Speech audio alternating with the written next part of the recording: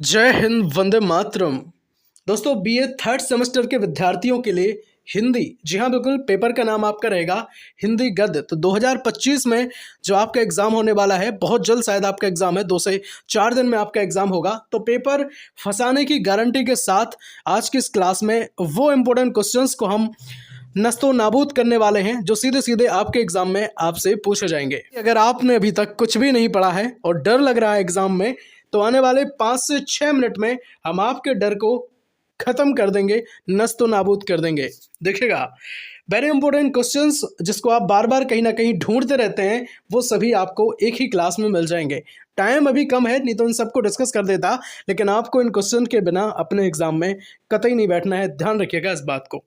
चलेंगे, सेक्शन तीनों को हम कंप्लीट करेंगे यहाँ पे, और जो क्वेश्चन बनते हैं ना, अति लघु, लघु और दीर्घ उत्तरीय प्रश्न, अपनी ही वीडियो से आपको मिलेंगे वहां पे। देखेंगे 10 क्वेश्चन जो है आपके एग्जाम में आएंगे, हम आपको बताएं, और 5 क्वेश्चन जो है आपको करने हैं, और प्रत्येक क्वेश्चन 7 अंकों का होगा, इसलिए सेक्शन ए से 35 नंबर आपके कवर हो जाएंगे। चलेंगे, अब बात करेंगे यहाँ पे अति लघु जो आते हैं आपके 5 क्वेश्चन जो आपको करने होते हैं। यहाँ पे हमने 10 से 12 क्वेश्चन आपके लिए लिए हैं, और कोशिश है कि यहीं से आपको 5 मिल जाए एग्जाम में। देखेंगे यहाँ पे, जीवनी और आत्मकथा में अंतर स्पष्ट कीजिए। वेरी इंपॉर्टेंट क्वेश्चन है भाई साहब, है ना, कतई इसको स्किप मत करना।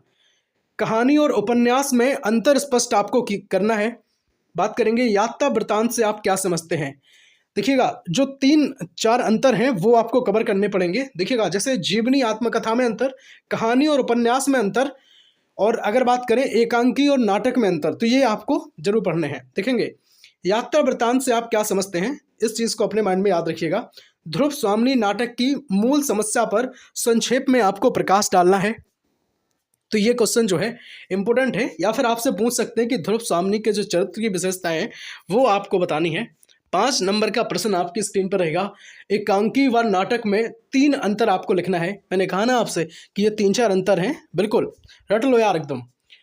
6 नंबर की बात करेंगे, गिल्लू किस विधा की रचना है। कमेंट में बताएंगे कि जो गिल्लू है, ये जो रचना है वो किसकी है, क्या महादेवी वर्मा की है। कमेंट सेक्शन में एक बार बताएंगे जरूर। और अच्छी लग रही हो ना वीडियो, तो एक बार लाइक कर दो यार, है कि नहीं, हम भी टेंशन फ्री हो जाएं।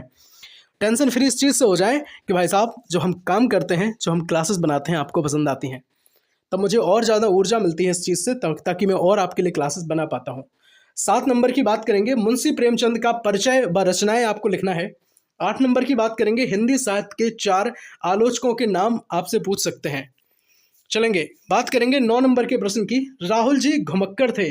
स्पष्ट आपको उस चीज़ को करना है कि भाई राम अथा तो घुमक्कड़ जिज्ञासा, ये जो लिखा है वो किसने लिखा है, राहुल सायंकृत्यायन जी ने लिखा ही है कि नहीं। 10 नंबर की बात करेंगे, स्मरण और रेखा चित्र में अंतर स्पष्ट आपको करना है, ये भी इंपॉर्टेंट है। हिंदी साहित्य में गद्य की कौन कौन सी विधाएं होती हैं, ये क्वेश्चन भी मुझे लगा इंपॉर्टेंट है। भाई साहब हम आपको बताएं, ऐसे ही सारे क्वेश्चन हम नहीं ला के रखते थे, है ना, हम पहले प्रीवियस ईयर को देखते हैं कि कहाँ से कौन सा क्वेश्चन जो है इंपॉर्टेंट हो सकता है, उसके बाद ही क्लासेस आपको दी जाती हैं। चलेंगे, एक और बात हम आपको बताएं कि आने वाले टाइम में 2, 4 और 6 यानी कि सेकंड, फोर्थ और 6 सेमेस्टर की क्लासेस को हम बहुत जल्द आपके लिए रखेंगे, और अब स्टार्टिंग से ही हम जो है चीज़ें कवर करना स्टार्ट कर देंगे। बाद में बिल्कुल प्रॉब्लम नहीं होगी, लास्ट में मैराथन लगाएंगे और सीधा एग्जाम देने जाएंगे। किसी का भरोसा नहीं, किसी चीज़ की टेंशन नहीं। इसीलिए मैं कहता हूँ, आप अगर हम पे विश्वास करते हैं तो हम कोशिश करेंगे कि आपके विश्वास पे खरे उतरें भाई साहब। मेजर माइनर हर सब्जेक्ट को हम नस्तो नाबूद कर देंगे, ठीक है, कोई बच्चा परेशान नहीं होगा। बस सब्सक्राइब कर लो और फिर टेंशन फ्री हो जाओ। अगर सब्सक्राइब नहीं किया है, नए हैं या फिर पहले से पढ़ रहे हैं, तो एक बार कमेंट सेक्शन में बता दो कि आप हमसे पहले भी पढ़ चुके हैं। बात करेंगे 12 नंबर प्रश्न की, ध्रुव स्वामिनी जयशंकर प्रसाद का किस प्रकार का नाटक है। ये भी बात जो है आपसे लिखने को कही जा सकती है, तो याद रखेंगे इस चीज़ को। 13 नंबर का प्रश्न रहेगा, आचार्य रामचंद्र शुक्ल के अनुसार मित्र जो है वो कैसा होना चाहिए। बहुत बढ़िया। 14 नंबर का प्रश्न है, पर्दा कहानी की आपको समीक्षा करनी है। 15 है, लक्ष्मी जी का स्वागत, है ना, लक्ष्मी जी नहीं है, लक्ष्मी का स्वागत जो एकांकी है उसके मूल तथ्य को आपको स्पष्ट करना है। पूछ सकते हैं आपसे, कमेंट में एक बार लिख दो यार, है कि नहीं, ये क्लास आपको लग कैसी रही। चलिए बात करेंगे खंड बाकी, सेक्शन वी हम यहाँ पे कंप्लीट करेंगे। 2 क्वेश्चन आपके एग्जाम में आते हैं, 10 नंबर का प्रत्येक क्वेश्चन होता है, 20 नंबर सेक्शन बी आपको देके जाएगा, तो बिल्कुल जरूर देखे जाएगा, परेशान ना हो, यहीं से क्वेश्चन आपके एग्जाम में बनेंगे आपको। देखेंगे यहाँ पे प्रश्न नंबर 1 की बात करें, सुनेगा, नाटक, कहानी, उपन्यास और आलोचना, इनके उद्भव और विकास पर प्रकाश डालिए। तो भाई साहब ऐसा नहीं कि ये चारों एक ही बार में आ जाएंगे, अलग अलग आपसे पूछा जा सकता है कि वो कहेगा आपसे कि भाई बता दो कि नाटक के उद्भव विकास पर प्रकाश डालिए, कह सकता है कि कहानी के उद्भव और विकास पर प्रकाश डालिए, या फिर आपसे उपन्यास या आलोचना के उद्भव और प्रकाश के आलोचना और उपन्यास के उद्भव और विकास पर प्रकाश डालने को कहा जा सकता है। तो कोई एक यहाँ से बनेगा, लेकिन चारों इंपॉर्टेंट हैं, तो इस बात को आपको पढ़ के जाना पड़ेगा। ठीक है, बात करेंगे दूसरे क्वेश्चन की। उपन्यास के तत्वों के आधार पर झांसी की रानी, जी हाँ बिल्कुल, उपन्यास के तत्वों के आधार पर झांसी की रानी की जो उपन्यास की समीक्षा है, भाई साहब लिख के ले लो, 100% ये क्वेश्चन आएगा आपके एग्जाम में, सीधा छपा मिलेगा आपको, वेरी इंपॉर्टेंट क्वेश्चन है।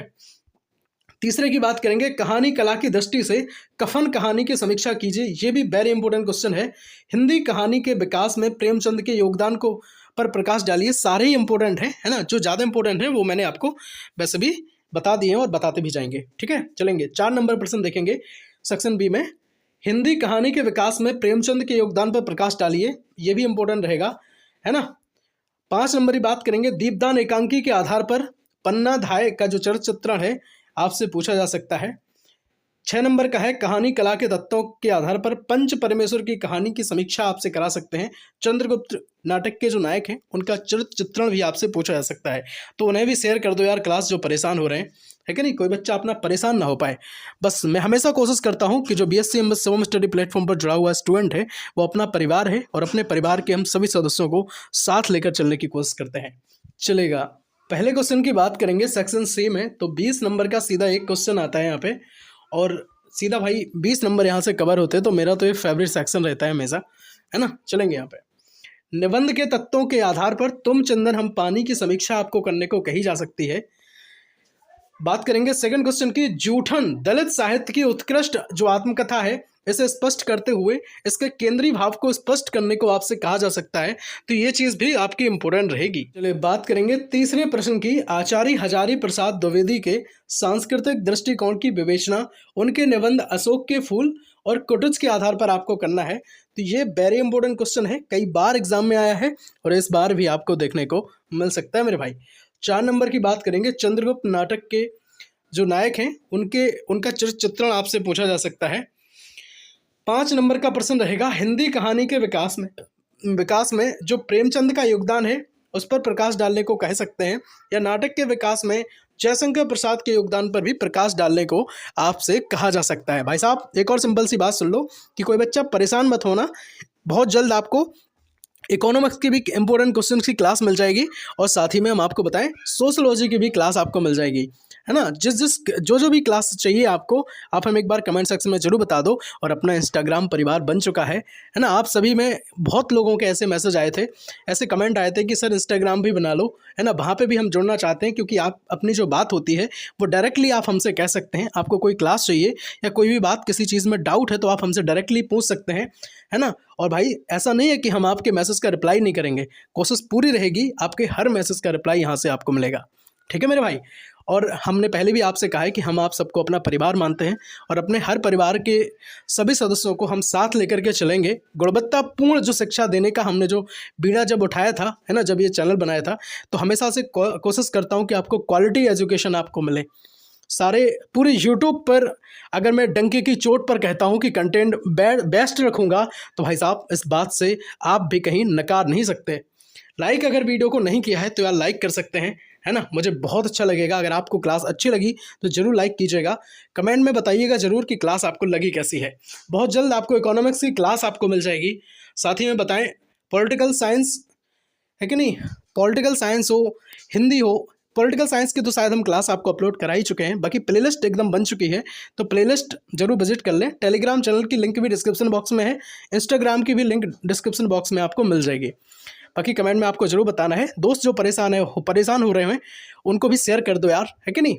और चैनल पर नए हैं, पहली बार विजिट किए हैं तो सब्सक्राइब जरूर कर लो। आने वाले टाइम में हम आपके बहुत काम आने वाले हैं। मिलते हैं अगली वीडियो में, तब तक के लिए जय हिंद, वंदे मातरम, भारत माता की जय, हर हर महादेव।